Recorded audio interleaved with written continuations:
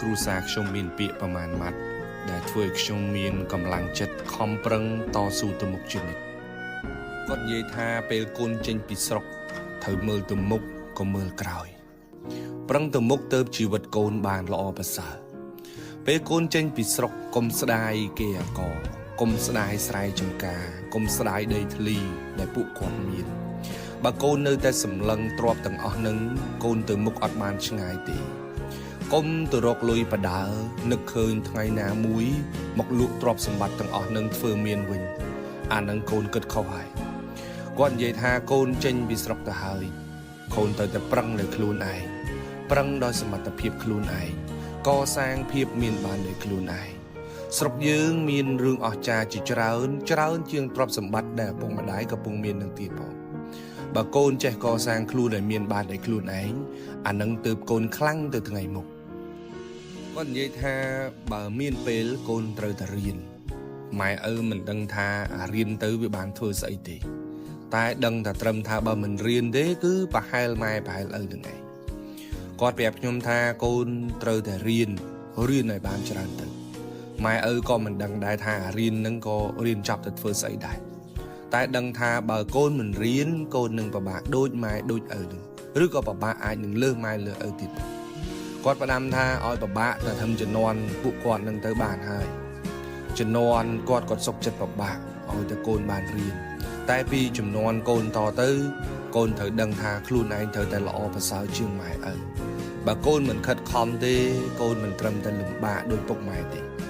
កូនឯងថែមទាំងបង្កើតនូវជីវភាពក្រខ្សត់មួយចំនួនទៀតទៅឲ្យកូនរបស់យើងបន្តទៀតចឹងត្រូវតែរៀនដើម្បីបានចំណេះឲ្យខ្ពង់ខ្ពស់ជាងពុកជាងម៉ែនៅពេលបច្ចុប្បន្នគាត់និយាយថាគ្រួសារយើងគ្មានខ្សែគ្មានខ្នងគ្មានចង្វាក់អីទេបើកូនខំប្រឹងថ្ងៃណាមួយកូននឹងក្លាយជាទីពឹងដ៏ធំមួយរបស់គ្រួសារយើងកូនមើលទៅជុំវិញខ្លួនបងប្អូនគ្រួសារអ៊ីអ៊ុំគ្រួសារខ្ញុំមានពាក្យប្រមាណម៉ាត់ដែលធ្វើឲ្យខ្ញុំមានកម្លាំងចិត្តខំប្រឹងតស៊ូទៅមុខជានិច្ចគាត់និយាយថាពេលកូនចេញពីស្រុកត្រូវមើលទៅមុខក៏មើលក្រោយប្រឹងទៅមុខទៅជីវិតកូនបានល្អប្រសើរពេលកូនចេញពីស្រុកកុំស្ដាយគេអាកកុំស្ដាយស្រែចម្ការកុំស្ដាយដីធ្លីដែលពួកគាត់មានបើកូននៅតែសម្លឹងទ្របទាំងអស់នឹងកូនទៅមុខអត់បានឆ្ងាយទេកុំទៅរកលុយបដើនឹកឃើញថ្ងៃណាមួយមកលក់ទ្រព្យសម្បត្តិទាំងអស់នឹងធ្វើមានវិញអានឹងកូនគិតខុសហើយគាត់និយាយថាកូនចេញពីស្រុកទៅហើយកូនទៅតែប្រឹងលើខ្លួនឯងប្រឹងដោយសមត្ថភាពខ្លួនឯងកសាងភាពមានបានដោយខ្លួនឯង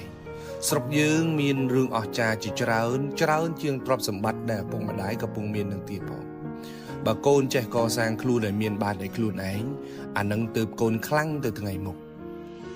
គាត់និយាយថាបើមានពេលកូនត្រូវតែរៀនម៉ែឪមិនដឹងថារៀនទៅវាបានធ្វើស្អីទេ